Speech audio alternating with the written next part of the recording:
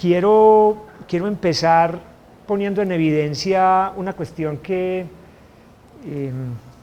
puede ser muy notoria, pero que vale la pena ahondar en ella, y es lo que significa la articulación en este proyecto, la articulación como estrategia. Aquí confluyen al menos 4 iniciativas, 4 fuerzas de nuestra universidad. El CLEO, con todo lo que es su revestimiento de iniciativa en permanencia, pero también toda su potencia respecto de la palabra, el lenguaje, la comunicación. Confluyen experiencias particulares dentro de esa filosofía, como es el taller de la palabra, y la Facultad de Educación con toda su carga del orden pedagógico, su apuesta por la educación como un proceso social abierto, gracias, que debe ser reflexionado y mejorado. La Escuela de Bibliotecología y el Sistema de Bibliotecas con el proyecto CRAI, del Centro de Recursos para el Aprendizaje, la Investigación y la Innovación. Es decir, es la universidad luchando por hacer algo que normalmente le cuesta mucho, y es articularse. Y la articulación, Hugo Semmelmann la propone como una de las vías necesarias para poder resolver no solamente los nudos de la acción social, sino los nudos también que tienen las áreas sociales y las humanísticas para poder enfrentar el reto tremendo y profundo que plantea el mundo contemporáneo.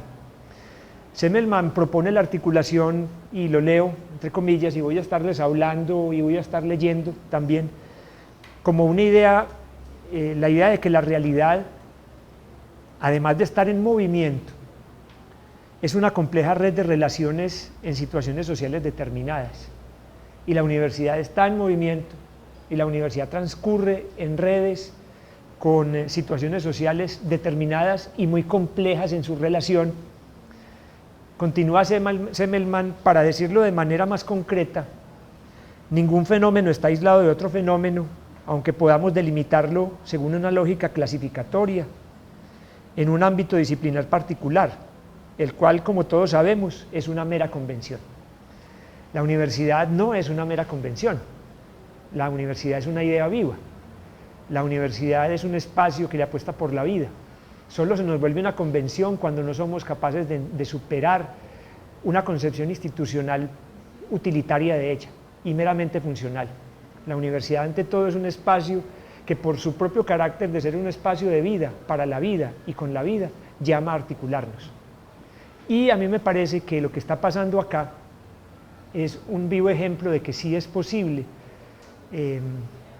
confiar en la posibilidad del diálogo con los otros, del entendimiento y de la superación de prevenciones y prejuicios que tenemos unos y otros. Lo académico es un espacio completamente traspasado por los asuntos del orden cultural, y en la cultura hay formas de representación que no necesariamente humanizan ni construyen. Una de ellas son las muchas prevenciones que tenemos los académicos de los otros académicos, llegando a veces a extremos bastante enojosos, ofensivos, de la antropofagia académica. Aquí no estamos para eso, estamos dispuestos a construir este espacio en colectivo. Particularmente me ha alegrado mucho que el taller de la palabra esté presente en este espacio, que el CRAI, que el sistema de bibliotecas, que CLEO crean en la posibilidad de los espacios para la palabra. Y aquí viene lo segundo: la articulación exige conocimiento. La articulación no es una mera aspiración, no es un mero anhelo romántico. La articulación exige de una fuerza que se inicia con el conocimiento del otro, con el reconocimiento del otro, lo que tarde o temprano nos arroja a la necesidad del conocimiento de sí, del conocimiento del proyecto en sí mismo. Por eso vale la pena que acá, antes de, o como cobertura, o como ámbito en el que podamos hablar un poco de las relaciones entre la palabra, el lenguaje y lo político, nos preguntemos por qué significa la llegada de una propuesta alrededor del lenguaje a un espacio que está cimentado en una concepción de la información. O sea, la escuela trabaja alrededor de un objeto, que es un objeto, digamos, del orden científico, que es la información, y que le articula, que le determina su hacer disciplinar o su hacer científico y su hacer profesional. Pero, ¿qué pasa cuando juntamos lenguaje e información? Cuando juntamos información y lenguaje. Es decir, cuando juntamos los ámbitos supuestamente separados de los maestros del área de la literatura, por ejemplo, o de los promotores de la lectura, con aquellos otros profesionales que trabajan en los dominios de la información. ¿Qué habrá de similar? ¿Qué conexiones habrá entre una cosa y otra?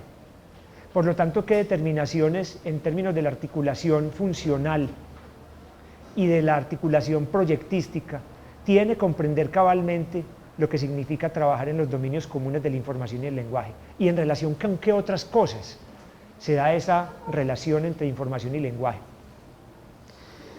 Por eso quiero atreverme a proponer, tanto para bibliotecólogos, que no necesariamente tienen claras esas cosas, lo debo advertir. O sea, no necesariamente el zapatero sabe calzar los zapatos, lo sabrá hacer, pero no necesariamente los sabrá poner. Y con los maestros, particularmente, hablar inicialmente de lo que significa la información. Empecemos por advertir que la información es un fenómeno que contemporáneamente tiene una pretensión de totalidad sobre la vida social, y que la comprensión de la información también tiene una pretensión de totalidad en el orden epistemológico. Es algo como si se nos estuviera insinuando la conformación de una teoría general de la información con un apetito suficiente para poder determinar a todas las otras disciplinas como en una fuga hacia la explicación del objeto informacional. Dicho de otra manera, en este momento prácticamente no hay disciplina social y disciplina de las ciencias físico-matemáticas que de alguna forma no reclame derecho de propiedad sobre la información. Quizás ustedes, maestros, digan, nosotros nada tenemos que ver con eso. Pero en el orden de lo curricular y en el orden de los instrumentos curriculares, de las guías y los indicadores y de todo ese tipo de cosas, constantemente a la escuela, por ejemplo, se le está pidiendo que opere, a la escuela y al maestro, que opere en la lógica del dato y la información. Y eso termina por instrumentalizar al maestro, y al aula, y a la escuela. Ahora, que la pedagogía hable sobre la información en particular, también. De alguna manera hay corrientes en este momento que le apuestan a tratar de explicar la información como un elemento constitutivo de las prácticas pedagógicas. ¿Qué se informa? ¿Qué no se informa? ¿Qué opción cultural o qué criterio selectivo cultural se toma sobre lo que se va a informar? Es decir, sobre lo que va a constituir lo que se enseña y lo que se aprende, por decir algo. Pero en general, todas las disciplinas, todos los campos reclaman de suyo algún derecho sobre la información.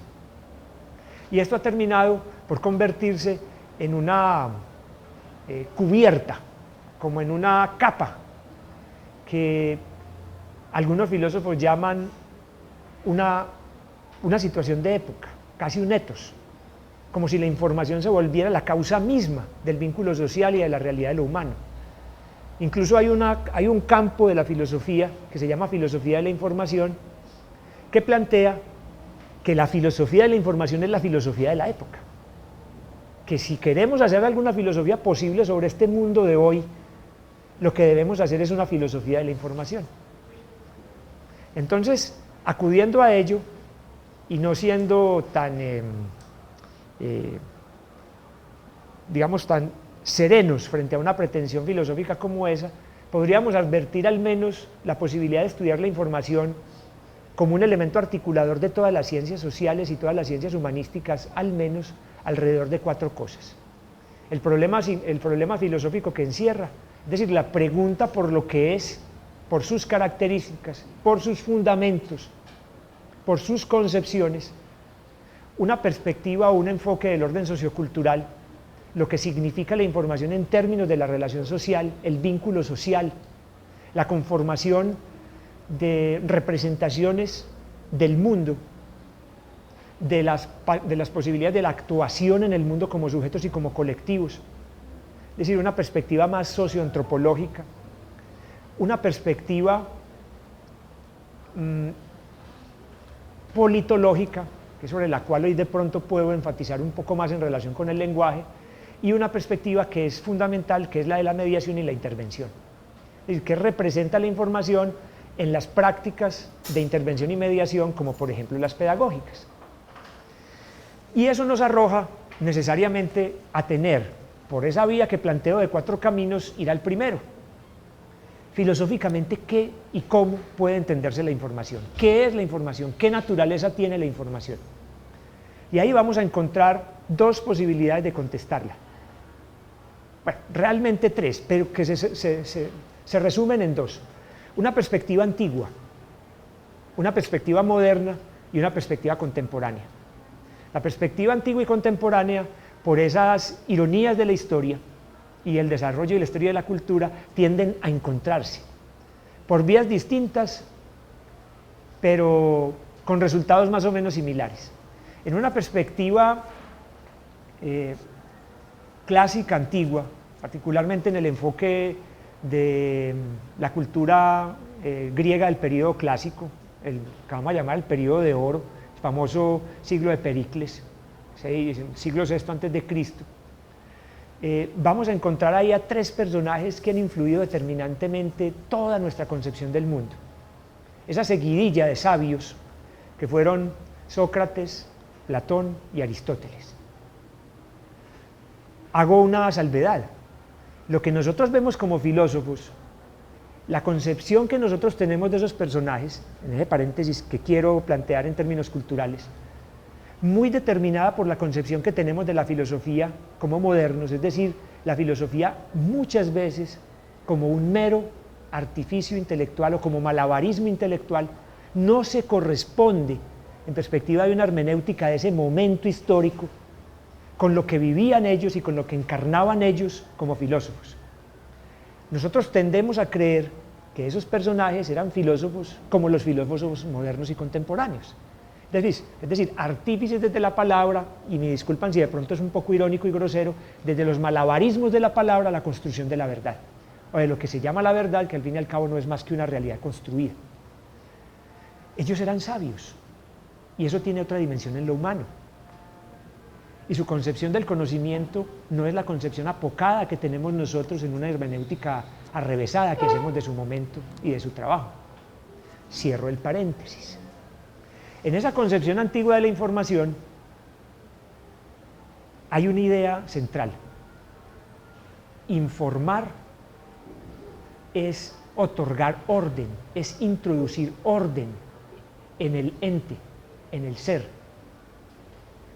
Informare viene del latín, y formare se corresponde con las palabras griegas eidos y morfé. El morfé corresponde más a la forma externa, el eidos a la forma interna, al precedente, a lo inmanente, a lo que podríamos llamar en otro rango filosófico el ser que determina el ente. Entonces, en esa perspectiva clásica, miren la concepción de la información tan potente que tenemos entre las manos. Y es que informar no es otra cosa que permitirle al ente que organice la potencia que lleva dentro. ¿No se les parece mucho a eso a la paideia? ¿No se les parece mucho a eso el ideal del paideico griego? Hay una diferencia. Mientras que Platón dice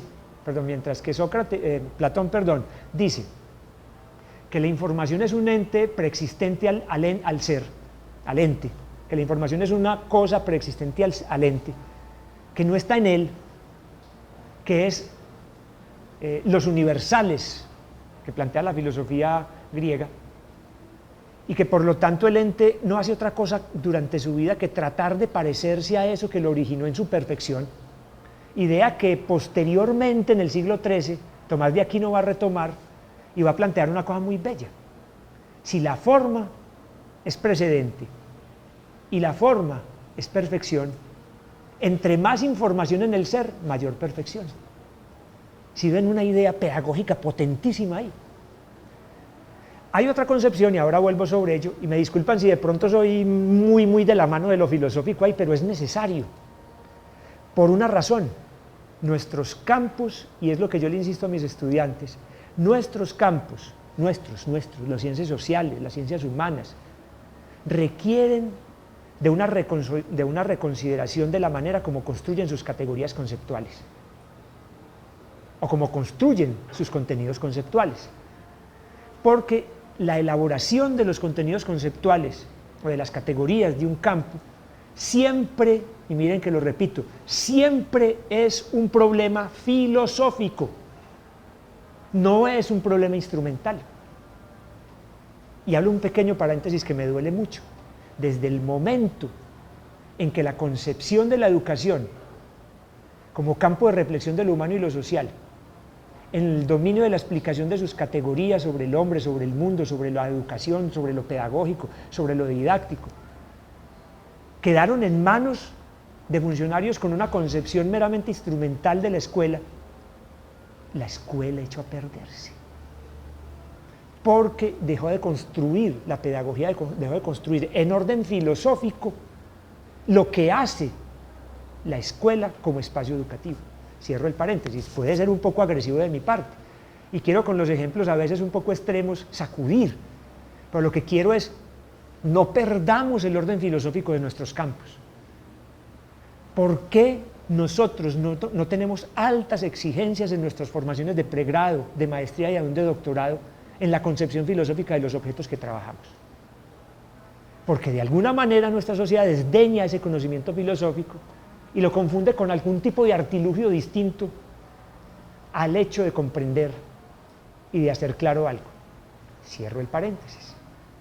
A esa concepción, y vuelvo al camino, a esa concepción antigua de la información como aquello referido a dar forma, a estructurar, a organizar, a dotar de sentido algo, es decir, informar, recuerden la forma, el eidos, el precedente, el cargador de ser, que mediante el acto de informar llega al sujeto y le permite que su potencialidad florezca.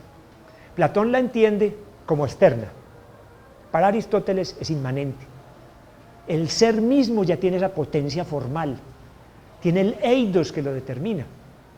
Y eso va a marcar una perspectiva histórica de la filosofía de la información muy fuerte, que es la perspectiva metafísica. Esa perspectiva metafísica va a ser prácticamente deleznada, desmoronada por la mentalidad moderna, que no va a concebir en lo que se ha llamado una visión dinámica de la información como lo tuvo la antigüedad, sino una perspectiva estática de la información, una perspectiva más objetual.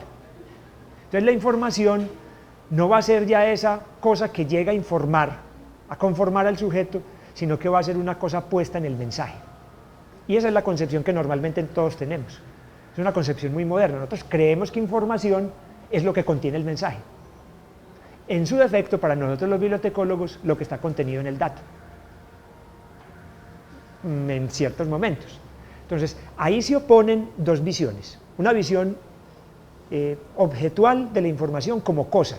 Por lo tanto, se puede manejar, se puede procesar, se puede organizar, se puede distribuir, se puede vender, se puede comprar. Las prácticas bibliotecológicas, por ejemplo, están muy imbuidas, están muy determinadas por una concepción objetual de la información como cosa. Sin embargo, cuando la bibliotecología, este espacio es un espacio bibliotecológico también, no solamente pedagógico, cuando la bibliotecología se asoma al dominio de los lectores, por la vía de preguntarse por los usuarios de la información, ¿sí ven cómo vamos atando?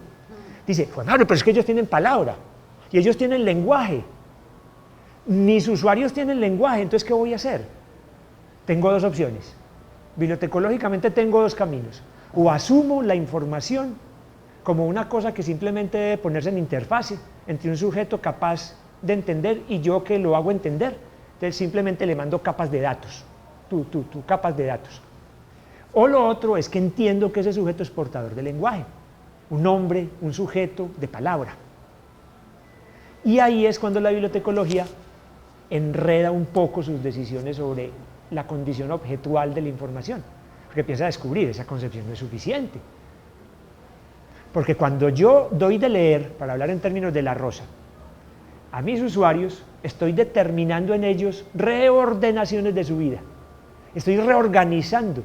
Si ven la idea de la información como eidos, ¿cierto? Estoy proponiendo a ellos al menos la reflexión sobre su concepción de sí mismo y el mundo.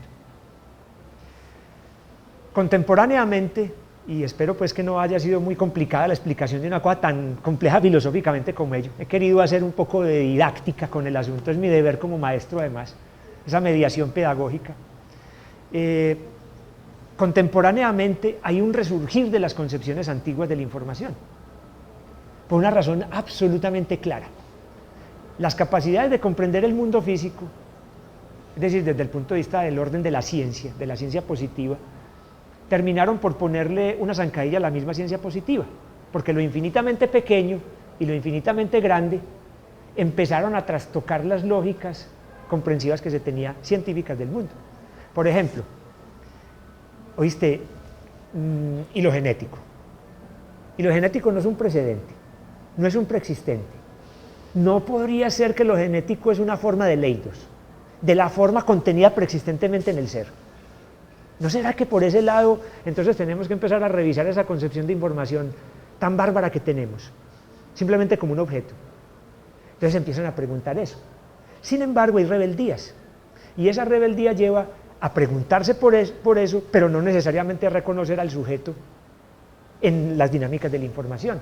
Se concibe la sociedad, los grupos sociales, y esto y lo de acá, pero se pierde un poco el sujeto. A esa carga tan subjetiva que podríamos decir tiene una concepción antigua y clásica de la información, no necesariamente le hace eco la concepción contemporánea. Entonces, lo contemporáneo se pierde, dice, si informar era esto, entonces ¿cómo vamos a explicar los precedentes de la misma vida? ¿Y qué hago nuevamente con lo espiritual? Si en la concepción del eidos, o eidólica, como lo dicen otros, de la información, hay una carga espiritual muy fuerte. Por ejemplo, ¿cómo explicas vos fenómenos que son inexplicables para la lógica racional y que pertenecen a tu ser?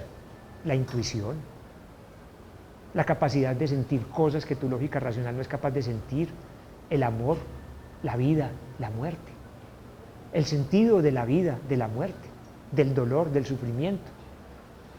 Entonces, a esa concepción y a ese englobamiento espiritual tan fuerte de la concepción clásica de la información, la contemporaneidad no responde. La contemporaneidad sigue muy puesta en las sospechas sobre la manera como la información construye el mundo. Y en particular, quiero referirme ya, para entrar en el dominio del lenguaje, a la manera como se entiende en lo moderno el lenguaje, que es la misma palabra que nos está convocando aquí de manera común. Creo que lo mejor para ello, y no derivar, porque me podría quedar derivando, sería leerles un poco mejor lo que es esa percepción moderna del lenguaje y sus relaciones con la información, ahí como plantearlas. Este devenir histórico de la información que les acabo de plantear, lo que podría llamarse la historia de una dislocación de un concepto, es como si fuera un concepto dislocado. Arranca de una manera, se tuerce en una cierta parte, luego trata de volverse a componer, una dislocación. Es una metáfora que me parece que puede ser afortunada para mostrar cómo los conceptos, a través de la historia, no son cosas que siempre caminan derechito, o que salen incólumes por el paso de la historia, no, vienen, pues sufren fracturas, al menos dislocaciones como este. Esa dislocación se expresa en esa dislocación se expresa, por cierto, una cuestión de profundo calado filosófico, otra más. La tensión entre dos visiones del hombre y del mundo, la de la trascendencia, con sus incómodas preguntas metafísicas por el ser, el destino, la muerte, entre otras cosas que les acabo de mencionar, y la de la presencia, lo humano como apenas puro resultado de su propio esfuerzo constructivo, mediante la enunciación, la prosa del mundo, el hombre artífice del mundo y su lugar en el mundo. Está. Como lo dice un filósofo que sé que tal vez muchos de nosotros hemos leído, que es el catalán Joan Carlos Melic, cuando leía a Hegel y a Nietzsche, comillas, lo humano no es el resultado de una esencia trascendente, inmutable, universal, eterna, sino algo inseparable del mundo y de la vida del tiempo y del espacio, de la inevitabilidad de lo contingente. Miren esa concepción que tenemos nosotros los modernos de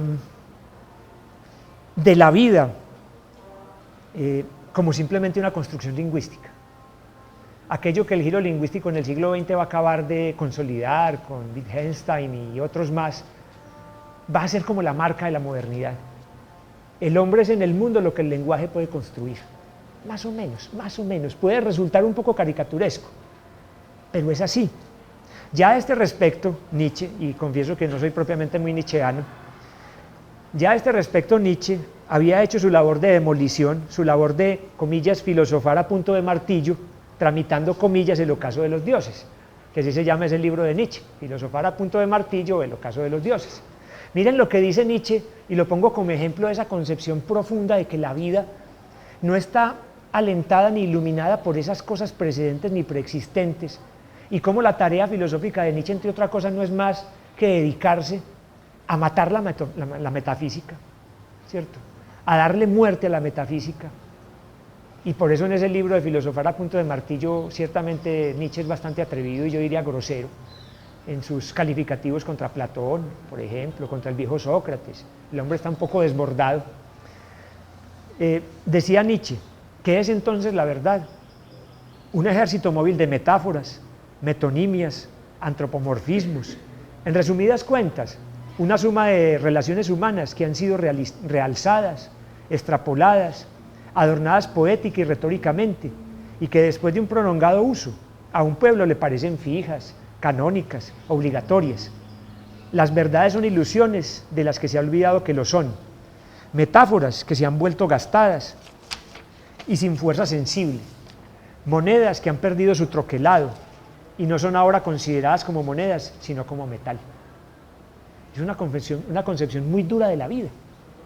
En efecto, la filosofía de la sospecha, de la cual Nietzsche fue uno de sus artífices, que amparó el nacimiento y la muerte del angustiado siglo XX, por cierto, buscando huir de una metafísica mal comprendida e incluso, a mi juicio, mistificada, vendida como artilugio, vendida como engaño, nos entregó la idea de que solo hay realidad posible por el lenguaje, de que el mundo social es apenas arquitectura narrativa, prosa subjetiva, esa visión prosaica del mundo propia de la perspectiva estética de Hegel, ¿cierto? El mundo es prosa, y que hay superioridad de la prosa sobre la poética.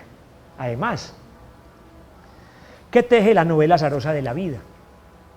El citado Melik sintetiza muy bien esta representación acongojada de la vida. Yo siento que es una visión muy acongojada de la vida como novela, que no sin arrogancia desdeña lo metafísico y su poder fundacional de lo humano. Dice Melik, la prosa del mundo nos enseña que somos nuestras situaciones, nuestras relaciones, nuestras causalidades. No hay esencia, sino sucesos y acontecimientos. Miren ahí un rompimiento total con la perspectiva metafísica de la vida. No hay esencia, sino sucesos y acontecimientos. Como sucede en el caso de la literatura, el yo es un texto que se va tejiendo a salto de mata, en las encrucijadas de la vida. En cada situación el yo es construido y deconstruido. Es el resultado de las relaciones que establecemos con los demás, con una referencia ambivalente a una gramática, esto es, a un código simbólico normativo que heredamos al llegar al mundo. Es una perspectiva bastante desencantada. Pero aquí hay otra astucia. La concepción de la vida como prosa no nos permite ver más allá de la propia construcción lingüística. Nos vende la imposible saciedad de lo aparente, nos llena con la realidad nacida del acuerdo social, realidad, entre comillas, que oculta la realidad del ser, se diría desde visiones más metafísicas, y nos vende cara a la sensación de tener identidad y unidad en nosotros solo porque podemos nombrarnos como hombres y mujeres en el mundo, sujetos hechos por el tiempo, o mejor, cubiertos por el polvo del tiempo, es decir, por la circunstancia y su experiencia. Seres determinados por una subjetividad provisional, contingente y asentada en la exigua sensación de que se es porque se tiene una historia que contar de sí, una novela que narrar a otros en primera persona, una huella, una memoria que declarar. El escritor norteamericano Paul Auster, que además escribe maravilloso, describe descarnadamente esta alucinación subjetiva, comillas, En última instancia, una vida no es más que la suma de hechos contingentes, una crónica de intersecciones casuales, de azares, de sucesos fortuitos, que no revelan nada más que su propia falta de propósito. Dura, dura, muy dura una concepción como esa. Así las cosas, la disputa es por entender y proyectar el mundo como habitáculo trascendente para el hombre, la aceptación de que se tiene una inevitable necesidad metafísica que debe satisfacerse. Por cierto, hay dos filósofos que hablan de una manera muy bella sobre esa necesidad. Por ejemplo, Schopenhauer dice que el hombre es un animal metafísico. Y Kant, por otro lado, afirma una cosa y dice, la metafísica es una necesidad inevitable. Entonces, vuelvo y digo, nos enfrentamos como a una encrucijada. Por un lado, entender y proyectar el mundo como habitáculo trascendente para el hombre. La aceptación de que se tiene una inevitable necesidad metafísica que debe satisfacerse de alguna manera, aún por la vía de su negación, o como apenas una prosaica, y pongo entre comillas prosaica, para aludir a la idea hegeliana de la prosa, ¿cierto? Como el lenguaje constructivo del mundo a partir de la novelación de la realidad, la construcción de la realidad, como construcción del lenguaje, para hablar en términos, repito, hegelianos. Sea como sea, en esto la pregunta por lo que es el mundo social y la manera como nos valemos de la información para modelarlo entra, y es definitiva, y nos arropa.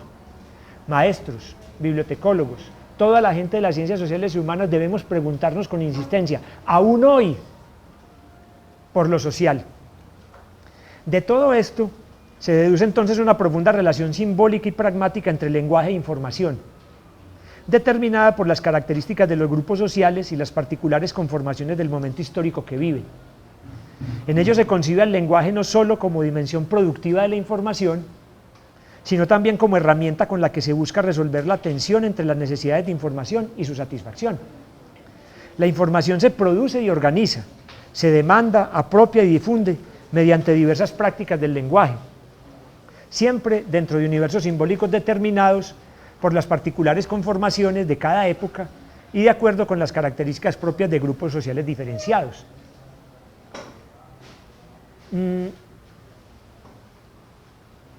Observada desde su condición de hecho social, por lo tanto, la información ha tenido en el mundo una prolongada y compleja relación con el proyecto de civilización. Este hecho se ha cimentado en una serie más o menos visible de valoraciones sociales propias de ideales de modernización en nuestro tiempo. De hecho, desde el dominio estatal se ha representado a la información como objeto estratégico en el proceso de integración y control del individuo y como instancia central también en la tarea de garantizarle al ciudadano el acceso a los juegos de poder. Este es el tema de la segunda parte de esta conferencia precisamente. Ahora lo que sigue es la pregunta que convocó esta conferencia. Y al fin y al cabo, ¿qué lugar para lo político en ello? Si podemos considerar filosóficamente la información, si podemos hacer elaboraciones del orden socioantropológico de ella, preguntándonos como lo preguntamos ahora, por cómo la información ayuda a construir la relación social, las representaciones que tienen los sujetos del mundo, la construcción de las propias identidades subjetivas, la construcción de las identidades colectivas, la construcción de los sistemas simbólicos, todo eso, ahí está viva la información. La pregunta que sigue es, ¿y el poder? Para luego tratar de responder quizás la pregunta más incómoda que tiene la información, y es la intervención y la mediación. Es decir, cuando yo estoy haciendo mediación, ¿qué lugar tiene la información en ello? Una mediación pedagógica, o una mediación informacional o bibliotecológica. ¿Qué lugar tiene la información ahí? Es la pregunta. Y creo yo firmemente, considero firmemente que eso no solamente se responde en términos filosóficos o socioantropológicos, sino también en términos politológicos. Entendiendo las siguientes cosas. Primero, la información, como todo objeto social, es susceptible al menos de ser un objeto de poder, es decir, de ser manipulado en términos del poder. Como consecuencia, afirmamos que la información ciertamente se utiliza como objeto para que el poder concrete sus ideales de orden social. Lo pongo de otra manera. El mundo de lo político tiene una pretensión, yo siempre explico esto, tiene una pretensión y es una pretensión básica, digamos, primitiva, y es generar orden. No hay ninguna posibilidad de entender lo político por fuera de esa comprensión. O sea, si usted deja de entender lo político desde su apetito de conformar orden en la sociedad, usted pierde de foco lo que es el fondo mismo de lo político. Cuando pensamos políticamente, estamos pensando es en qué orden y no qué órdenes, ¿cierto? ¿Qué órdenes sí, qué órdenes no? ¿Cuáles son los órdenes que debe tener la sociedad? Pensar políticamente la sociedad significa proponerle órdenes, criticar órdenes, deconstruir órdenes, construir órdenes. Toda la pretensión de la política no es otra que usar el poder para generar orden. Y que eso quede claro. O sea, la política no es un territorio de ángeles. La política es un territorio de hombres intencionados y cargados ideológicamente, es decir, con concepciones del hombre, del mundo, con concepciones de la vida, con concepciones del lenguaje, con concepciones de la información determinadas, no indeterminadas. Y en esa misma medida, el pensamiento político se construye en la historia con diferentes perspectivas. Entonces vamos a encontrar en el momento de la constitución de lo que se va a llamar el proyecto de modernidad, jóvenes de Fundamentos de Información, el momento de la modernidad, del advenimiento de la modernidad, vamos a encontrar el surgimiento de lo que vamos a llamar lenguajes políticos. Vamos a encontrar en un primer momento el lenguaje político liberal. Es un lenguaje político que va a ser muy hermano de la filosofía que alienta la modernidad, o de los ámbitos filosóficos que alientan la modernidad, como por ejemplo el humanismo, que va a tener una corriente artística o estética muy fuerte ciertamente, pero que en sí es una filosofía, es una concepción del mundo y del hombre. El liberalismo no plantea otra cosa distinta a proponer como elemento articulador de la vida social la libertad, como su nombre lo dice. Es decir, que la libertad es el elemento sustantivo del vínculo social, el elemento generador del vínculo social. Y si ustedes son perspicaces se van a dar cuenta que lo que hace la política es informar el orden social proponiéndole ese orden. En la lógica que hemos propuesto, informa al orden social, lo informa, le determina esa estructura, le determina un orden, en el que la libertad, como principio sustantivo de la vida social y de la vida del hombre en sociedad, tiene ciertas características. Es esencialista, es decir, el hombre se define a partir de la libertad. Esa es una concepción filosófica propia del liberalismo. El hombre se define a partir de la libertad. ¿La libertad para qué? Para ser, para desplegar el proyecto de vida que mejor quiera. Y en esa perspectiva empieza a utilizar al lenguaje y a la información para poder moldear su proyecto social. Me refiero al liberalismo.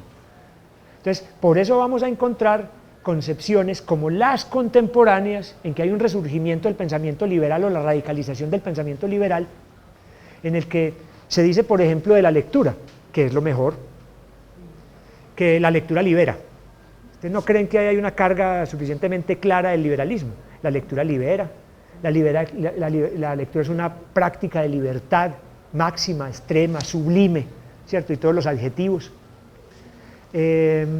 Aprender a leer y a escribir significa emanciparse, ¿cierto? Esa es una idea liberal, que luego va a retomar y le va a poner otra perspectiva, el enfoque crítico, ciertamente, pero eso es liberal.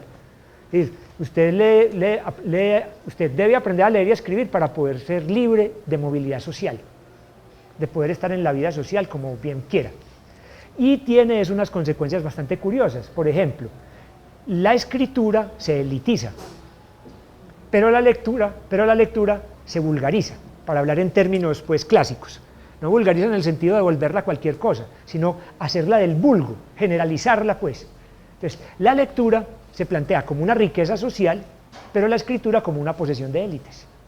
Hay un detallito chiquitico que el liberalismo no nos advierte. Por lo tanto, los escritores por eso tienen esa aura casi diosificada, ¿cierto? Por eso tienen por eso los concebimos como los lejanos, escupa aquí padre, ¿cierto? Y me persino. Y por eso los festivales de poesía con 3.000 personas viendo un poeta, así no lo lean, pero viéndolo. Pues porque yo hasta donde me he enterado y he hablado con la gente del festival de poesía, los poetas leen los poemas, pero no les compran los libros. Sí, o sea, es el asunto del, sí, el espectáculo en términos físicos, pero en términos de lo simbólico es la mitificación de la figura del escritor, lo que hay ahí.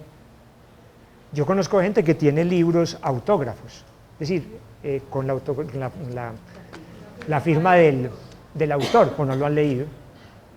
Yo los conozco, yo conozco personas así y me lo muestran como trofeo, ¿cierto? Y yo guardo silencio porque, ¿qué más voy a hacer? Yo digo, pues esperemos que algún día lo lea. Entonces, el liberalismo encarna esa idea de apropiación del lenguaje como elemento para fortalecer su concepción de la libertad como eje articulador de la vida social. Usted es libre de leer y usted también es libre de escribir, pero ojo, si va a escribir, recuerde que eso es para tocados por los dioses. ¿Oyó?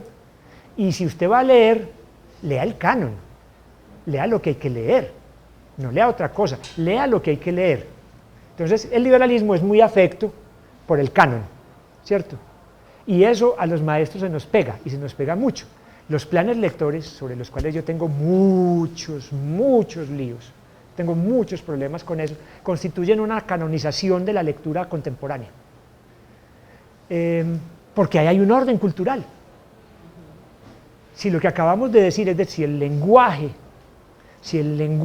es un vehículo mediante el cual se informan las sociedades, se les moldea, entonces ahí tiene que haber un contenido, porque la forma tiene que tener un contenido, y el contenido es una concepción del lenguaje bastante artificiosa.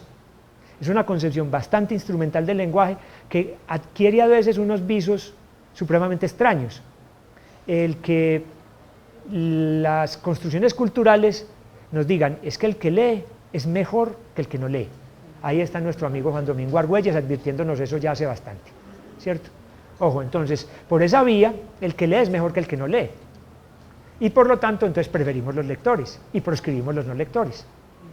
Por lo tanto, el analfabeto se vuelve un sujeto vergonzante en una sociedad que se proclama dominada por la escrituralidad. Segunda cuestión, al liberalismo obviamente le parece bastante oportuno enfatizar en la superioridad y la escrituralidad. El liberalismo dice, es superior la escritura a otras formas de la palabra. Y entonces eso va contra esto. Si eso fuera así, este taller no tendría por qué estar aquí, porque este taller pasa y mucho, por lo que yo he conocido, no necesariamente por la escrituralidad, pasa por la oralidad y pasa por la visualidad, y pasa mucho. Y ahí hay una pregunta constante por eso. Entonces, en la idea del liberalismo persiste la concepción de que el lenguaje tiene una forma superior, y es lo escrito. Y desde ahí se desatan hegemonías que, por ejemplo, Selnish, nuestro profesor, Selnish Vivas, ha venido estudiando de una manera, yo diría, bastante serena, pero bastante puntual.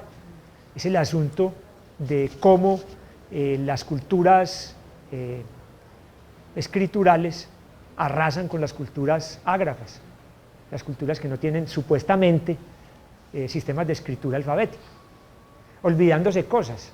Primero, que escribir con un alfabeto no es la única posibilidad de la escritura de una lengua, porque hay escrituras ideográficas, y que, por ejemplo, reducir todo el dominio de la cultura escrita a lo alfabético es por lo menos tonto, por lo menos.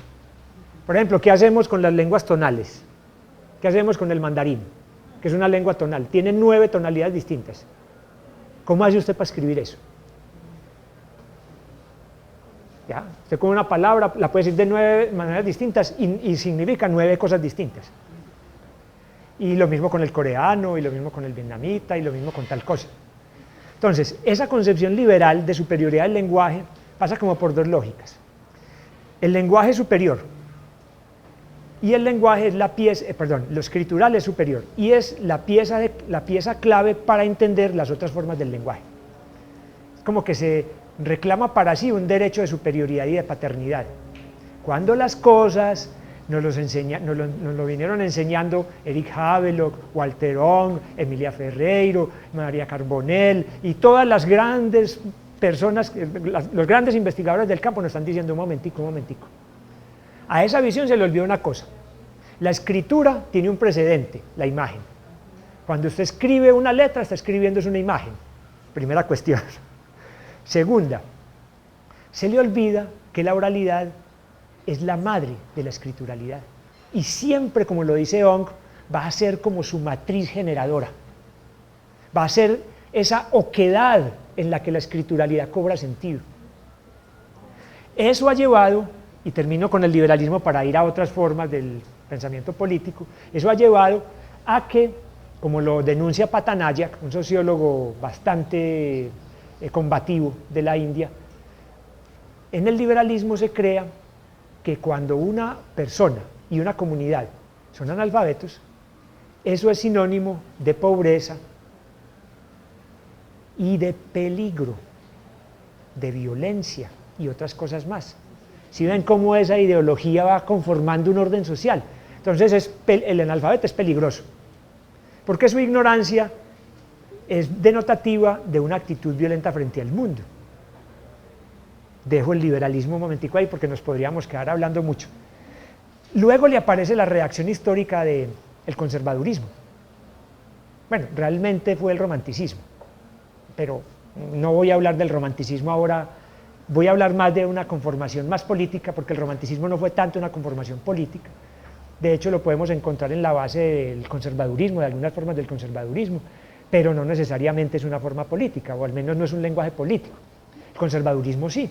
El conservadurismo surge como reacción a la arremetida que el liberalismo plantea como gran proyecto de modernidad. El hombre es dueño de sí, mediante la razón construimos el mundo y el lugar en él, mediante la palabra y la razón lógica nos construimos como hombres, etcétera, etcétera. Entonces el conservadurismo responde y dice, no, un momentico, no es la libertad el elemento articulador de la vida social, es la tradición, es decir, la permanencia en un relato histórico de lo que hemos sido y de lo que seremos. Entonces, en ese lugar la palabra va a adquirir un lugar y va a ser el ideal del lenguaje de élite. Es decir, el ideal conservador de la lectura es que todo el mundo hable como Luis López de Mesa, o escriba como tal. Ese es el ideal. Y se juzga en esa misma medida la valía del sujeto. Eso es muy común en el pensamiento conservador.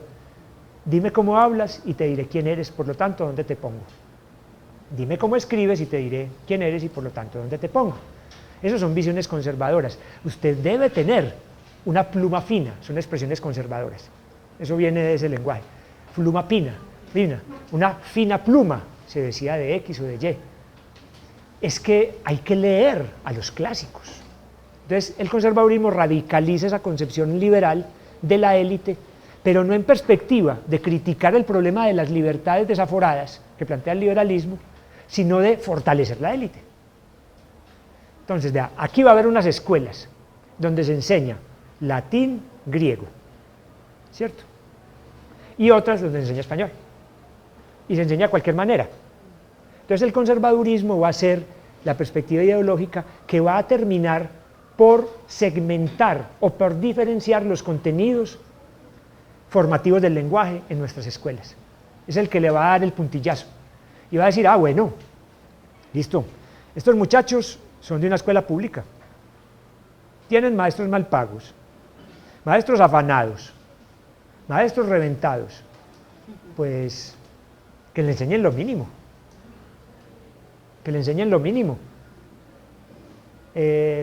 además a esos pobres muchachos tan deformados, ¿quién les va a quitar ese parlache? Son de bárbaros, no es cómo hablan. Pero aquellos que van a constituir la élite sí deben ir a un colegio donde realmente el lenguaje se valora como un elemento conformador, es decir, informador de la vida y el sujeto. Entonces allá sí se aprende, por ejemplo, y hay colegios todavía en Colombia donde se sigue enseñando latín. ¿Por qué será? ¿Cierto? ¿Por qué será? Entonces el conservadurismo radicaliza la conformación de élite alrededor del lenguaje. Y dice, si en algo nos hemos de diferenciar, es en la apropiación y construcción de una capa del lenguaje que diga que sí es, y que es elegante, y que es elevada, y que es pulcra. ¿Cierto? Es el ideal de la elegancia, del refinamiento. Pero hay otro lenguaje. Entonces viene la reacción de los comunitarismos. Entonces ya vimos cómo pasan la libertad como bandera, la tradición como bandera. Ahora, la igualdad. Ya, la igualdad. La igualdad como gran bandera de los comunitarismos, de todas las formas posibles del comunismo y de todos los ideales posibles del socialismo. Y ahí ya la cosa se vuelve de otra manera. Dice, el lenguaje es una posesión de todos, y todos tenemos derecho al lenguaje, todos tenemos derecho a la palabra, ¿qué dice? Y ese derecho hace que ninguno de nosotros conforme élite, todos hemos de leer lo mismo. Yo les cuento un poco lo que pasó en un modelo como ese. Miren los datos que plantea el profesor Hipólito Escolar en su historia de las bibliotecas. A ver si lo tengo por aquí, ¿dónde lo dejé? Esperemos que lo haya traído, si no me toca contarles. A ver, ¿qué se me hizo? Venga, por acá. Se fue. Sí, no. No, es que lo dejé. El desarrollo del sistema bibliotecario soviético, que fue asombroso. El sistema bibliotecario soviético llegó a tener más de 300.000 bibliotecas públicas. Llegó a tener más de 60.000 bibliotecas especializadas, integradas a la Academia de Ciencias de la Unión Soviética.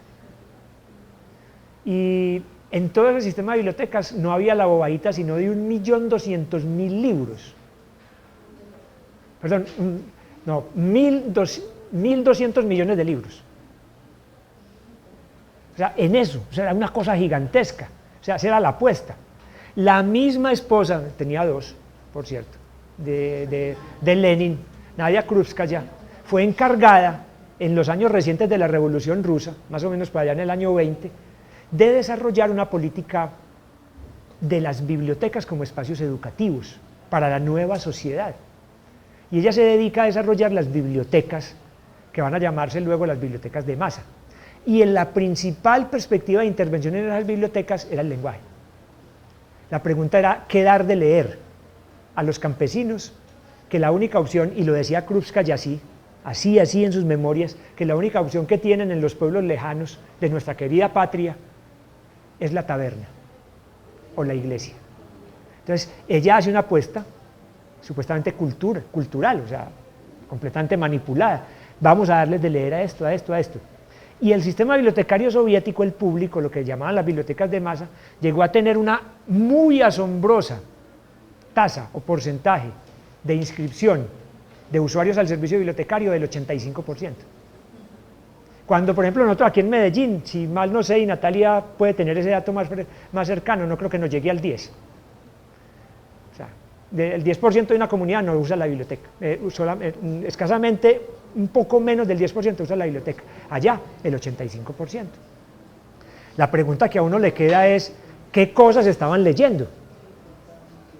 O sea, si allá era posible encontrar toda la posibilidad ideológica que el mundo ofrece, o sea, si esas bibliotecas no estaban llenas, ¿era de qué?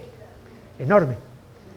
Y surge por lo último una perspectiva que podemos llamar pedagógico-política o político-pedagógica, y es la perspectiva de la escuela crítica, del pensamiento crítico, que hace una apuesta muy fuerte por la pedagogía.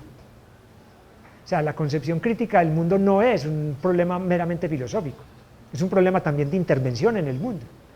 Y su forma de intervenir en el mundo es pedagógica.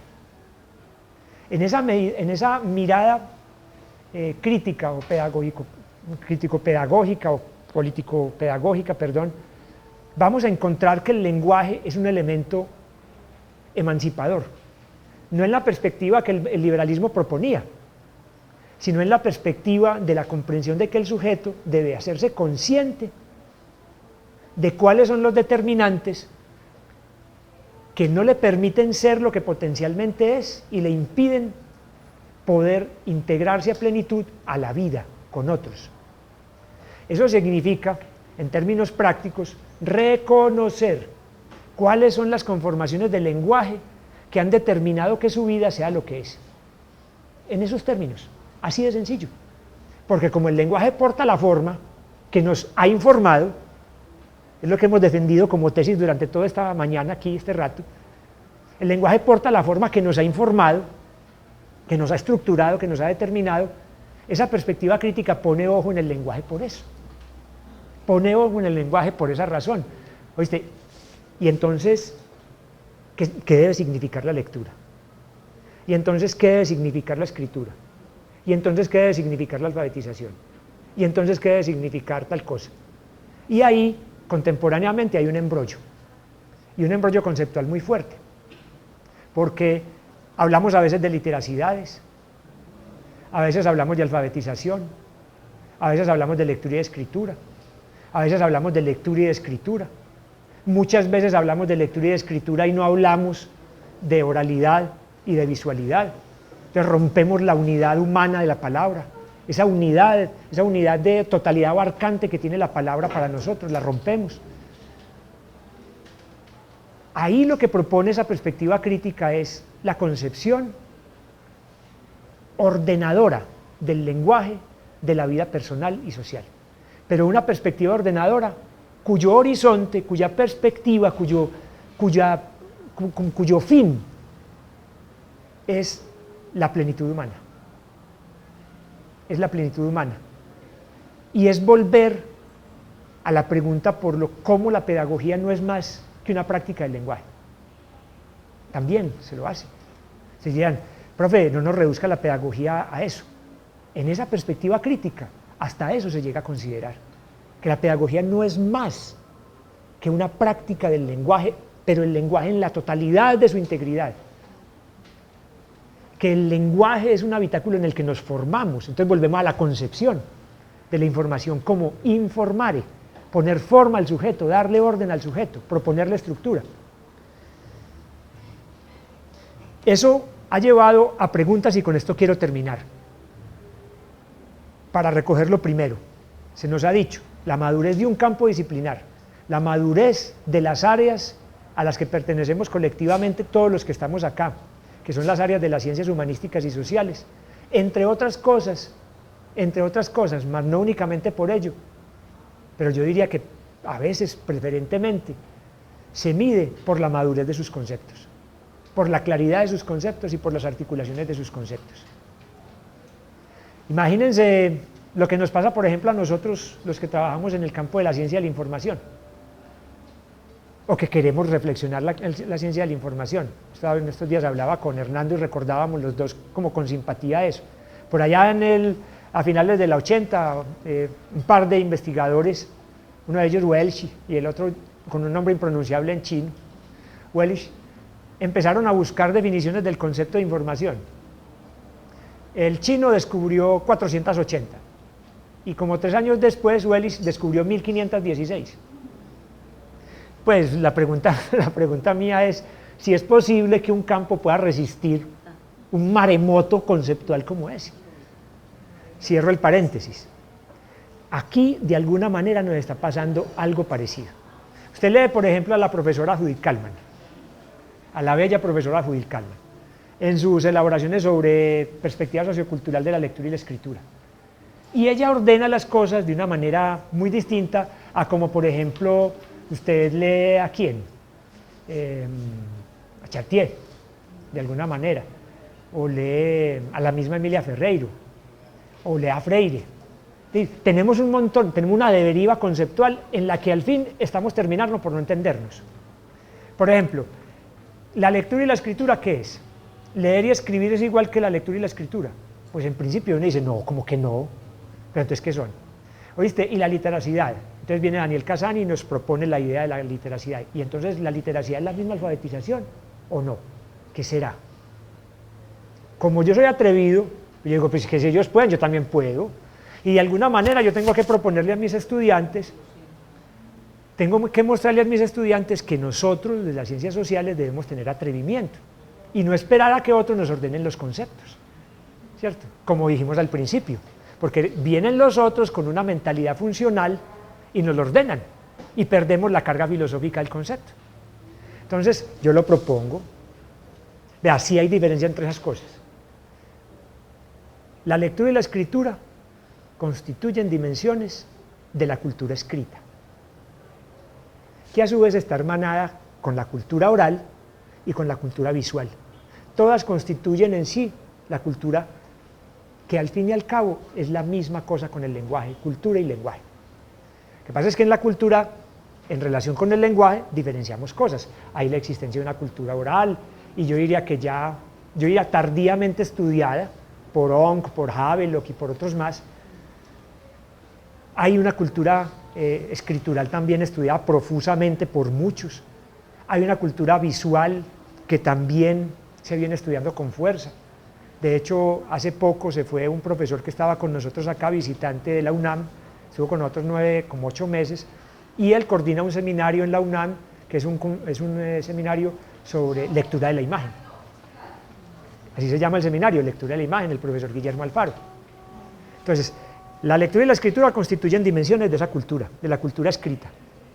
Leer y escribir son las prácticas del orden social, cultural y político que actualizan nuestra presencia en esa esfera de la cultura escrita. Es decir, yo practico, me meto en ese dominio. Yo no practico, no me meto en ese dominio. La práctica, la acción social determina mi presencia en esa esfera. La literacidad, como lo propone Casani, ya va a ser el conjunto de capacidades, de habilidades, de destrezas referidas, bueno, pero también de representaciones, dice él, las formas como represento y practico a partir de un conjunto de habilidades y de capacidades que me habilitan para estar metido ahí. Entonces uno podría ver, de la ayuda de Casani, que uno puede tener, la gente tiene literacidades diferenciadas y que los sistemas educativos le apuestan a ciertas literacidades y no a otras. Por ejemplo, el desmantelamiento, la agresión contra la escuela pública como formadora en el lenguaje va de la mano de las propuestas de literacidad que se le han hecho, que debe integrar a su propuesta curricular. Ahí hay unas, lo digo duro y me disculpan si soy muy violento, ahí lo que se está ejerciendo es como lo dije a Alejandro Rossi, lenguaje pobre para gente pobre para mantenerla pobre. Esas son las literacidades que se le están ofreciendo a nuestros muchachos, por lo tanto también a nuestros maestros, porque es que el maestro no es el victimario, el maestro es la primera víctima de ese sistema, es la primera. Y la alfabetización es otra cosa. La alfabetización, a mi juicio, la debemos ver, la debemos comprender como una capacidad, incluso en el orden de las capacidades que propone Amartya Sen y Marta Nussbaum. Es una capacidad que habilita a las personas para poder desplegar funcionalismos o funcionalidades mediante las cuales logren hacer lo que potencialmente pueden ser y quieren ser. Esa es una concepción distinta. Por lo tanto, eso politiza la alfabetización y la politiza muy fuertemente. Porque la alfabetización, como lo dice Freire, como lo dice Macedo, como lo dice Giraud, es una acción social y es un movimiento social y una acción política, dicen ellos. Política en el sentido de cuestionar el orden del lenguaje, el orden de la palabra y de proponer otro que realmente integre a las personas al uso pleno del lenguaje, por lo tanto a la capacidad de informarse, en el sentido de lo que hemos propuesto.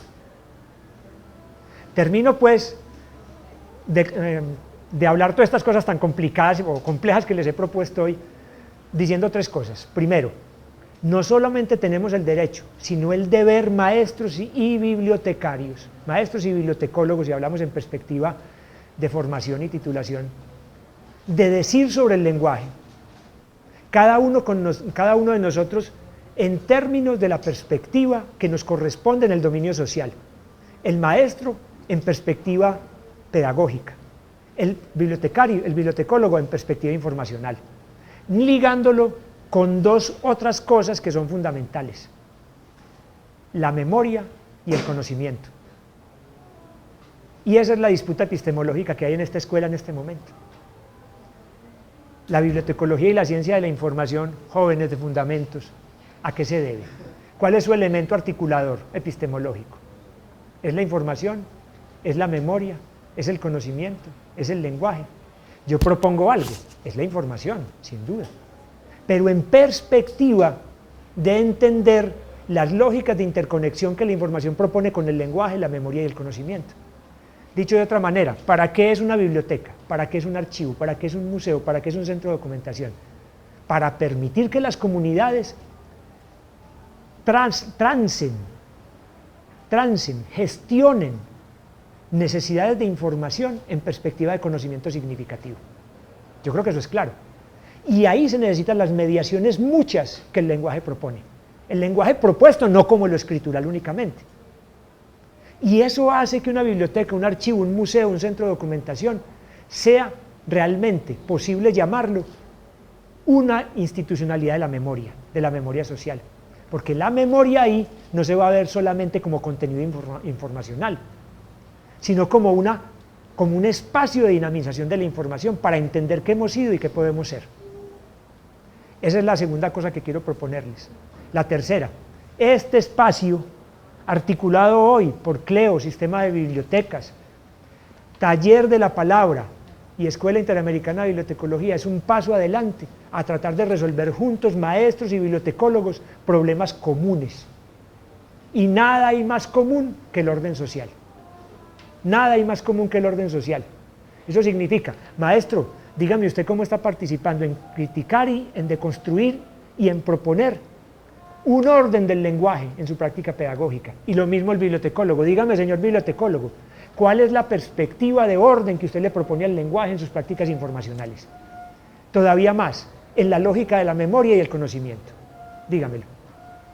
Y eso es posible aquí porque esto se llama universidad. Es que nosotros no estamos hablando en un espacio distinto al espacio universitario que se debía a eso. Termino ahora sí. Bienvenidos maestros, bienvenidos bibliotecólogos a la conformación de campos articulados alrededor de problemas humanos que nos corresponden comúnmente. A bibliotecólogos, archivistas, documentalistas, científicos de la información, maestros, pedagogos, les corresponde o nos corresponde comúnmente entender las relaciones que tiene la información con el proceso de informarse, de conformarse para sí un orden en el mundo y de sí mismo. Y eso no lo podemos seguir excusando. Ojalá abriéramos líneas de investigación comunes, ojalá abriéramos líneas de intervención comunes, ojalá pudiéramos algún día tomar la biblioteca escolar como un espacio de encuentro activo entre conformaciones bibliotecológicas y conformaciones pedagógicas, reiterando la biblioteca como un espacio pedagógico por excelencia, que necesita de una propuesta informacional que respete ese principio. Pues necesitamos encontrarlos. Y eso se hace haciendo esto. Yo quiero agradecerles, y sobre todo la paciencia que tuvieron en escuchar todo este sartal de cosas que les propuse, porque creo que necesitamos hablar más en estos términos y tratar de ordenar nuestros campos, aún con el riesgo que eso significa, que nos perdamos en él, en ese propósito, pero que este espacio sea eso. Y yo lo he visto, porque yo he visto aquí gente trabajando alrededor de proyectos como ese. Nomás en estos días estuve con la gente de la Fundación Ratón de Biblioteca por acá, por estos lares, tramando preguntas sobre la manera como las instituciones, junto con la universidad, se preguntan por el lenguaje. ¿Es esto? Esto no se llama, pues, taller de la palabra. Así se llama, taller de la palabra. Yo estoy aquí, yo soy parte del taller de la palabra, ustedes son parte del CRAI. La gente que viene a nutrir el proyecto de taller es CRAI. Igual. Es sistema de bibliotecas, es escuela de bibliotecología, es facultad de educación. A uno no le preguntan, ¿dónde trabajas vos? En la escuela de bibliotecología. Si eso es que, no, yo trabajo en la Universidad de Antioquia. Ah, yo trabajo en la facultad de educación. No, usted trabaja en la Universidad de Antioquia, señor. Usted es eso. Entonces, Les agradezco muchísimo. Si tienen algún comentario, por favor háganlo. Yo sé que habrá muchos, pero y me disculpan la loquera, pues, pero